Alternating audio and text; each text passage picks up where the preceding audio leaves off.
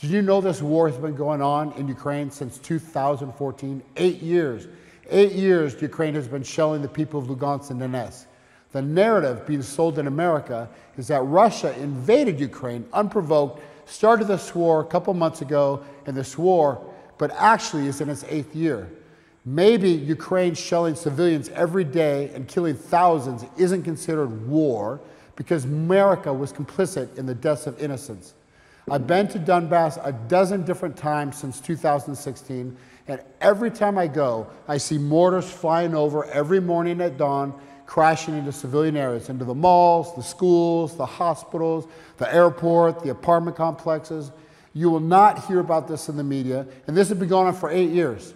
The Russian military is in these regions right now in Donetsk and Lugansk, liberating these people from Ukraine.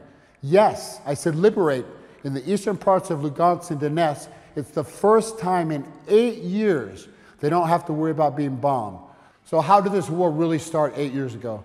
Well, in 2014, the CIA helped stage a coup in Ukraine to oust the democratically elected president of Ukraine, Viktor Yanukovych. The subsequent Western puppets that were installed pulled Ukraine away from Russia. They banned dissenting political parties, and they took media outlets critical of the new government off the air. So in May 2014, both Lugansk and Donetsk held referendums. In both provinces, the people overwhelmingly declared themselves as free republics. They have their own constitutions, they have their own government, police, school systems, hospitals, everything.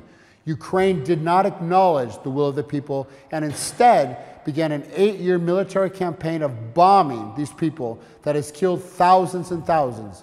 Imagine you send your kid to school every day and not knowing if this is the day that your child doesn't return home because some mortar shot from the Ukrainian army destroys the school. The Western media paints a narrative of Russia as the aggressor. But let me ask you this question. Who's going to save these people of Donetsk and Lugansk?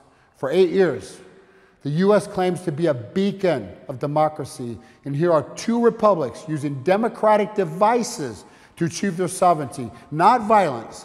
And the result is to get bombed for 8 straight years with mortars and missiles sent by fucking America. Quite ironic.